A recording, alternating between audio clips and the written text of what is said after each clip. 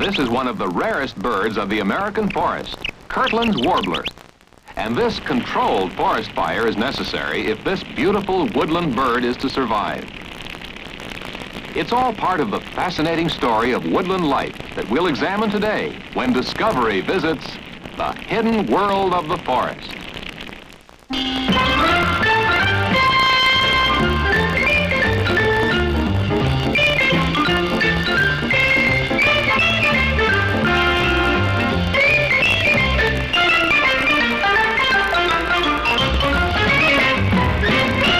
Discovery 70, the award-winning program for young people with Bill Owen. Look, Fred. Hey, move that dinosaur. Won't budge. Give him your new Post cereals, Fred. Good idea, Barney. Here, boy, have the Flintstones Fruity Pebbles. Taste like a bowl of noisy fruit. And try some Cocoa Pebbles, boy. Cocoa Moco good? He wants more, Fred. They're all gone, Barney. Want the free Flintstones action toy inside the specially marked box? No! Let's go! Oh, I love Pebbles. Yabba-dabba-dim! It's a Kool-Aid day, gonna have a good day. Reach for the sky, run in the sun, fun day. Kool-Aid takes the heat off, puts the flavor on, makes your day a Kool-Aid, cool day. It's a Kool-Aid day, gotta make it today. Make Kool-Aid brand soft drink mix. Make your day.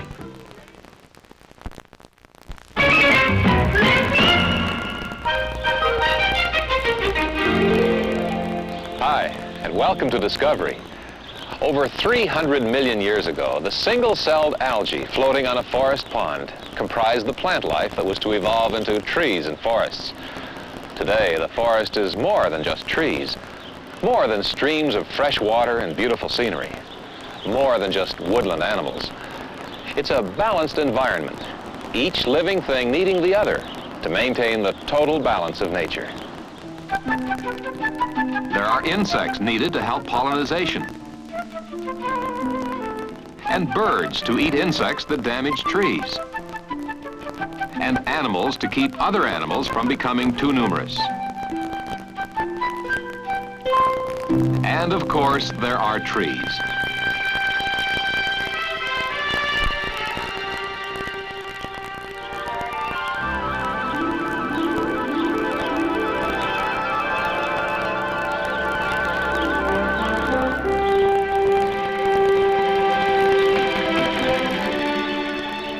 In the last century, primitive lumbering practices, particularly in the West, along with forest fires and uncontrolled grazing, threatened the forests and the water supply of the region. Overcutting was followed by poor timber growth or worthless brush. Erosion resulted with loss of topsoil. But now, when trees are cut, there's a program of reforestation. The National Forest Service was established in 1907 by President Theodore Roosevelt. There was great need for it. In a little less than 300 years, our forest lands have been reduced by 1/3 of a billion acres.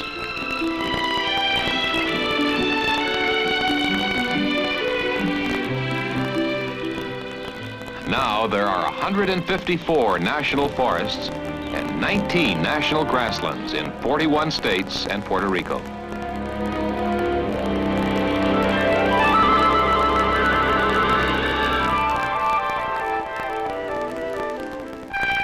The productive forests, trees that are cut for our use, are producing more because of intensive forestry programs. We're growing trees faster than we're cutting them. But timber is not the only product of the forest. As our increasing need for water has grown, the forests, as holders and regulators of the water supply, have become even more important.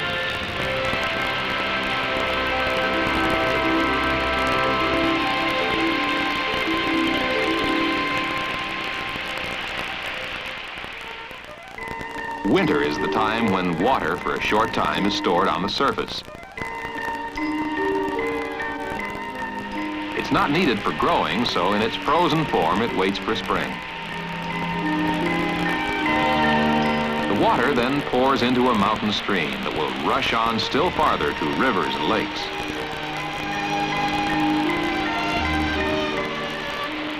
In a forest made up of the largest rooted plants there are, trees, the earth that is held by this great root system is a natural reservoir. If this area were to become a meadow or cleared and planted for farmland, this extra water would have no natural reservoir, and in the spring would run off, possibly in a spring flood. For instance, if a mountain forest is destroyed in Michigan, next spring there could be a flood in Kentucky.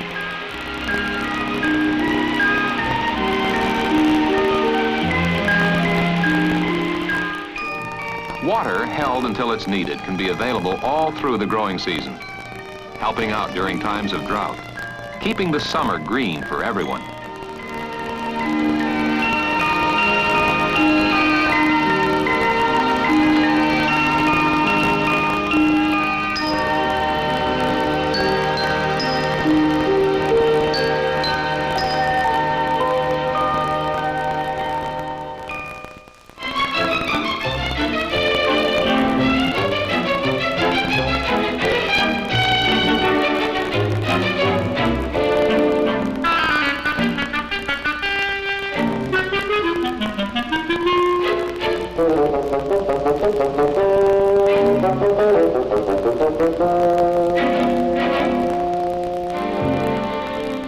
We've seen how important water is to every part of the forest, as it is to all life.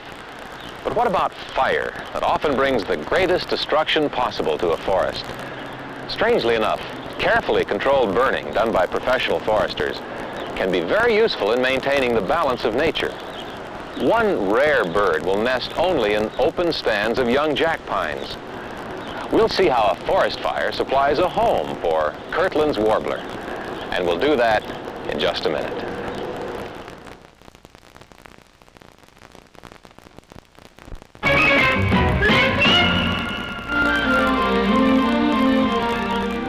The first forests of millions of years ago were green with fern-like plants, but they didn't have much else. There were no flowering plants, no insects or animal life. That was all to come later. One animal very much at home in the forest is the fox. This is the red fox. Foxes usually hunt the small rodents of the forest, such as field mice and moles.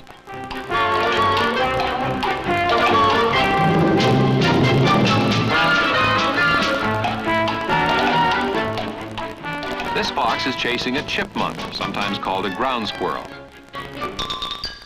Though swift, the fox is not the fastest hunter of the forest. Often his chase is not successful. The fox seldom catches full-grown, fast-moving, healthy animals.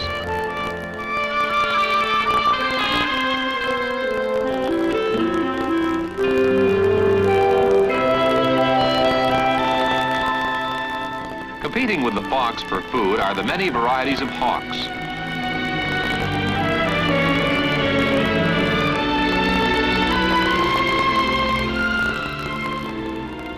Birds of prey, such as the hawks, are important to the balance needed to maintain an environment. Too many field mice, for instance, would threaten the grass and flowers as well as the trees. A single pair of field mice in 1 year, the rate they have their young, could have more than 1 million descendants if they were unchecked. And rabbits, also feeding on young shrubs or bushes, would soon overgraze a region and leave it a semi-desert.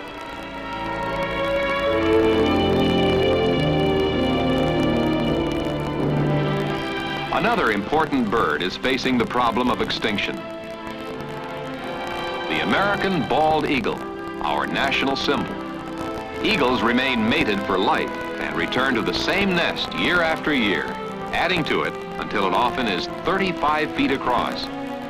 The nest is usually near the top of a tall tree, often dead and near water. 2 eggs are laid each season, but sometimes as many as 4.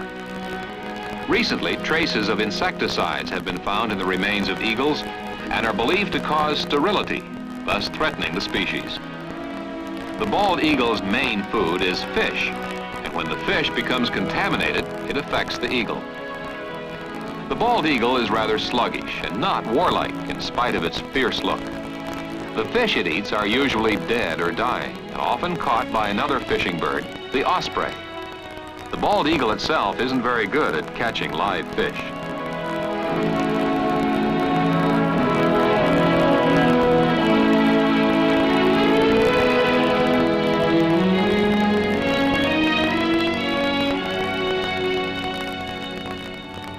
Kirtland's warbler, a nearly extinct bird, needs a very special circumstance for it to continue to live.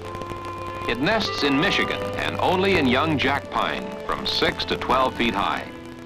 When the trees become too high or dense, the bird will leave to find a new stand of shorter trees. Forest Service burning provides the cleared area for a new growth of jack pine, the particular tree that springs up after a forest fire. This area will be a nesting place for Kirtland's warbler in about 9 years when the jack pine is just high enough. The birds will stay for about 6 to 12 years until the pine is about 12 feet high. Then they'll look for a younger forest. The burning is done when they have migrated to the Bahamas from Michigan and will provide them with a future home.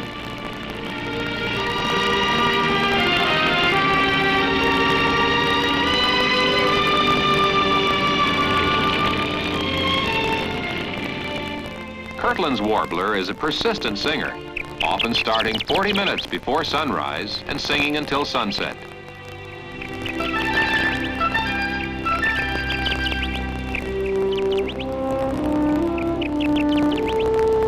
There are only about 1,000 of them left now.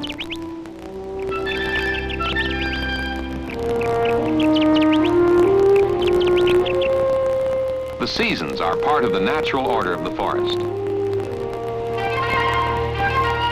Migrating birds, following the pattern of their year, fly south. For them, the trees and lakes of the forest are stopover points.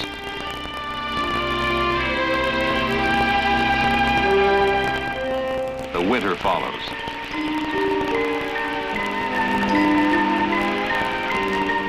The snowshoe hare is camouflaged for the snow. And he's equipped for moving fast when he's detected.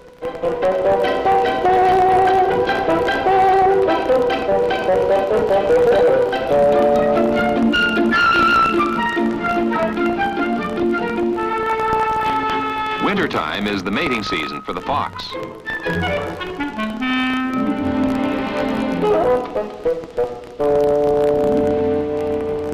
Part of the rarely seen ritual of courtship is this mating dance.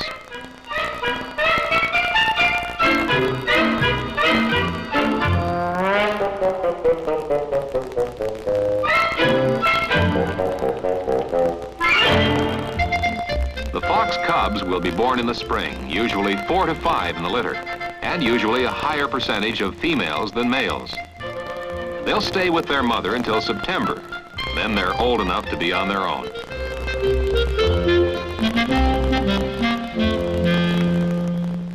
Another animal of the forest feeding on the tops of trees is the porcupine. Since the top is the area of new growth, if the porcupine overfeeds, the result is deformity for the growing tree. It may even die. The fisher, a small mink-like animal, is the porcupine's natural enemy. When there were enough fishers, the porcupine was not a threat to trees. However, since the fisher has a pelt considered valuable, he was almost eliminated from some forests. And when this natural control over the porcupine was eliminated, the trees were threatened.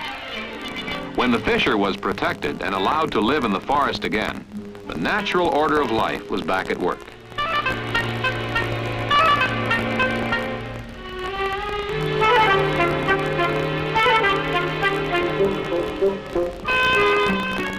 Since animals are so important in keeping the delicate balance of forest life, one species needing another to survive, and all contributing to the survival of the forest, we see how each element is important to the whole.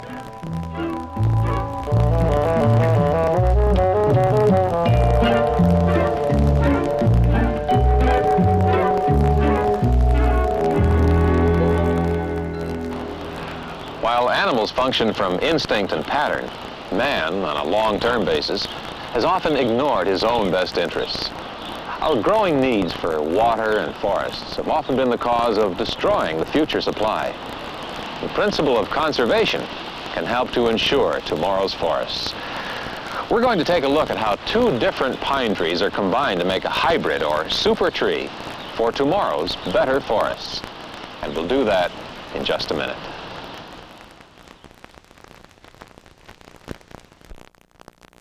I love you, alphabet, wherever I go. Come on, a racing alphabet's been a hot racer. Don't you slow down, baby, gotta keep you moving down the line, yeah. Love the colors you form, and alphabet's been a hot racer. Man, you may be mad, but you move out really fine. 1 mini hot foot racer, free, in each specially marked box of Post alphabets. Can't get enough Super Sugar Crisp. Have some, honey bear. Where should I throw this, Dad? Throw it anywhere. I don't care. Sugar Bear, Blob the Litterbuss. Blob, you're a slob. Mind your own business, Bear. Farm, it is my business, Blob. Grab the mess you made and take it away. You deserve a reward, Sugar Bear. Super Sugar Crisp is my reward. Start your day with a good breakfast featuring Post Super Sugar Crisp. It's a honey sweet vitamin treat. Looking for a Saturday morning place to be. Step inside the magical world of ABC. Button your shoe, we're waiting for you to have some fun. Ready or not, you found the spot, and here we come. Meet, the road runner is hurrying by. Meet, keep out of his way. And in Lidsville, kids will find that every hat has got a face and something to say. Funky Phantom, he's a ghost from history. How he got to where he is a mystery. Make a stop at Curiosity Shop and find fantasy is everywhere if it's in your mind.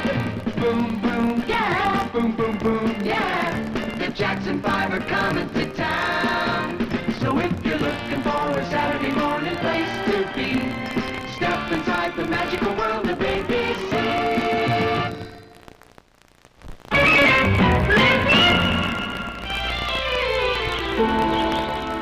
Every species, if it is to continue to survive, has to have some method of reproducing itself.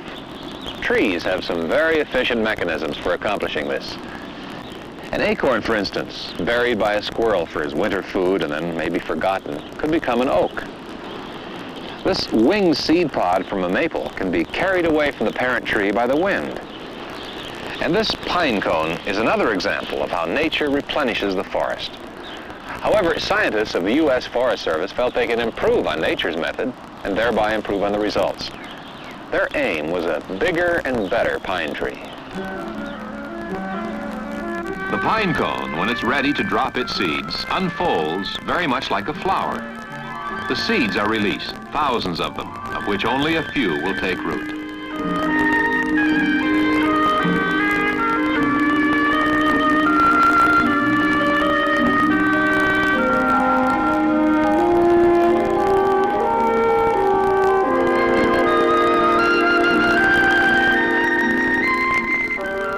A tree has inherited characteristics from the parent tree, and it's also affected by its environment, the quality of the soil, the amount of moisture.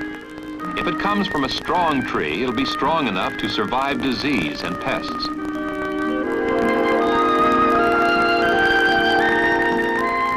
One of the best varieties is the coulter pine. It's insect resistant and vigorous, and has been selected to serve as the father tree.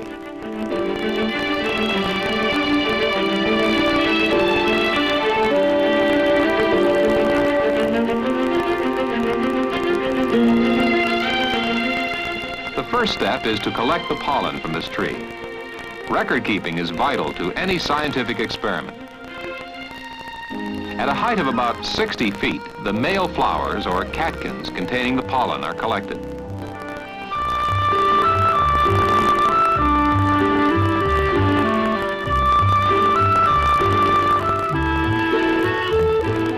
In the laboratory, careful precautions are taken to keep the pollen free from any contamination.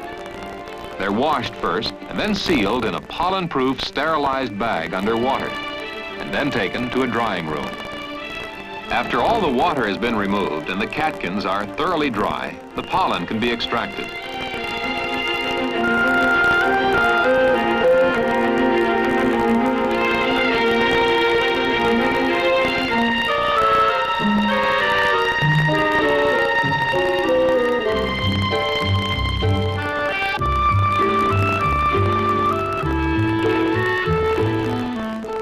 The pollen solution is put into a petri dish, then into an oven for incubation.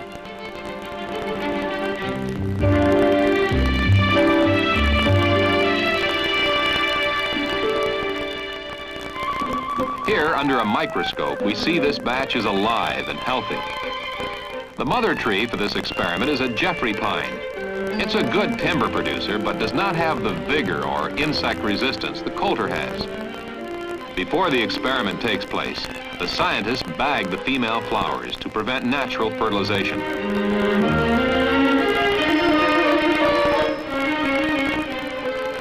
Inside the bag, the female flower starts to bud, approaching the short period when it can be pollinated. At the right time, the mother cone is sprayed with the pollen from the coulter pine. When the flowers start to develop into cones, it's time to remove the protective bags, and the cone will develop on its own. The seeds from this experiment will be the start of a new tree, and hopefully a better tree.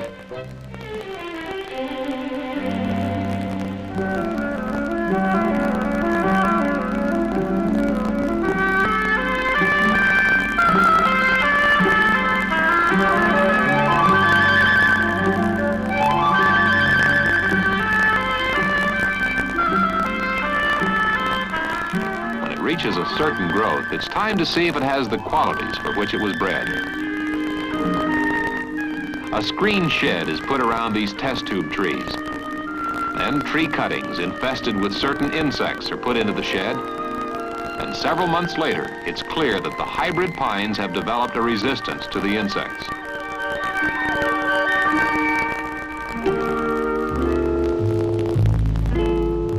Laboratory experiments can help to improve the quality of our forests. We know that if the forest is to endure, if it is to last so that birds, animals, trees, and man can live in it, it must be taken care of. A forest is not only the trees, it's also how each part of nature works together. Man often has been the one to put things out of balance, but we still have time and the desire to put them right.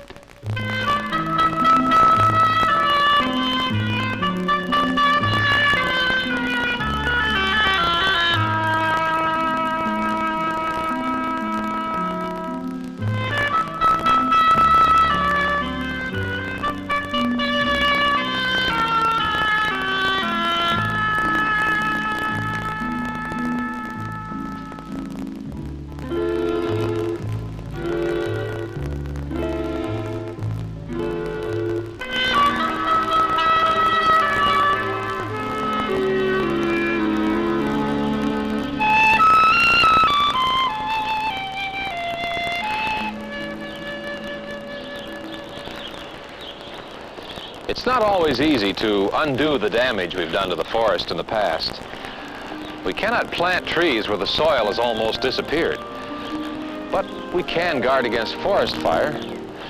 We can make sure that water is not contaminated and that wildlife will continue.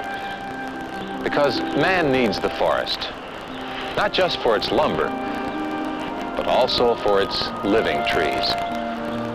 We'll be back in just a minute. The Curiosity Shop Special!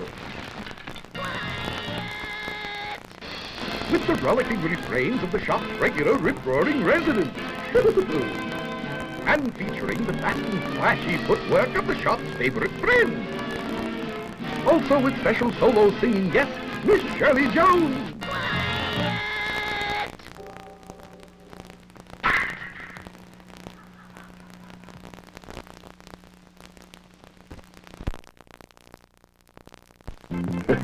Come on, Bernie. Time for breakfast. Tony Tiger says. For your frosted flakes. Tony Tiger says. Sugar frosting on top. Crisp flakes of corn. Tony Tiger says. Kellogg's Sugar Frosted Flakes are fortified with 8 important vitamins, so eat your Frosted Flakes. They're great! And don't be late for school. Aw, Tony. Bernie? That's what Tony Tiger says. He's at the circus in the morning, waking up, waking up. The cats and the clowns, waking up, to Kellogg's Rice Krispies. Hear the roar, let 'em pour. We've got the 5-day circus, waking up, snap, crackle, pop. Wake up on the right side. Wake up with Kellogg's Rice Krispies for breakfast.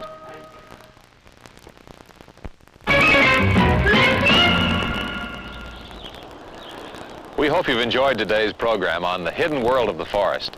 If you'd like to find out more about trees and life in the woods, ask your librarian for any of these books.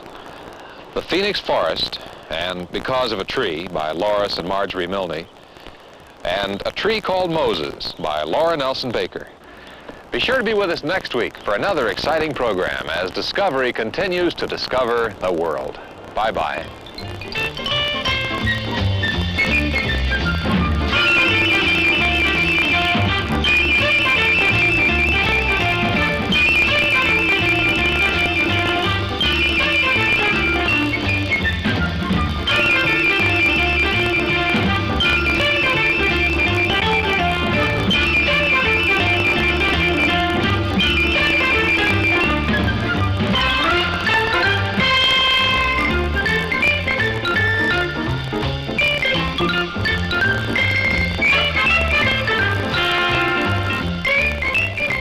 This has been a Jules Power production in association with ABC News.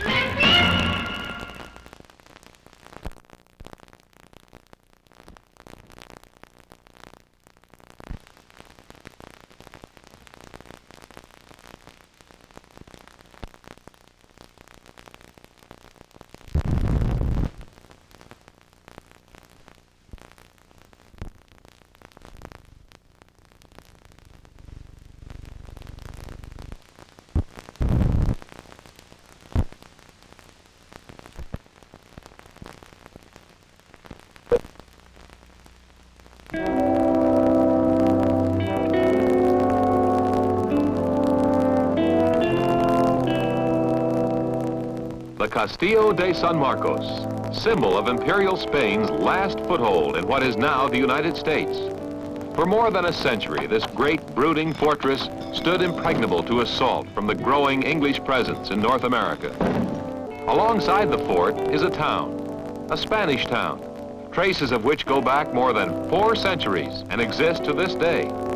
For this is St. Augustine, Florida, older than Jamestown and Plymouth. In fact, as we'll discover today, it's America's oldest city.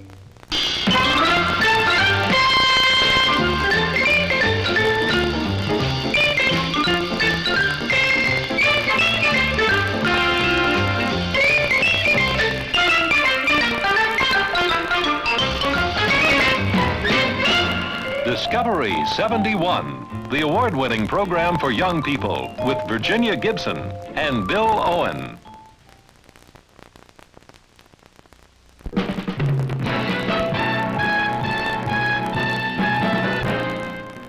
Tina, you are in love with your boss. Yes? Oh, wow. Yes? That's twice you said it, Dad. Tom, Mm-hmm. what's your hang-up? I've been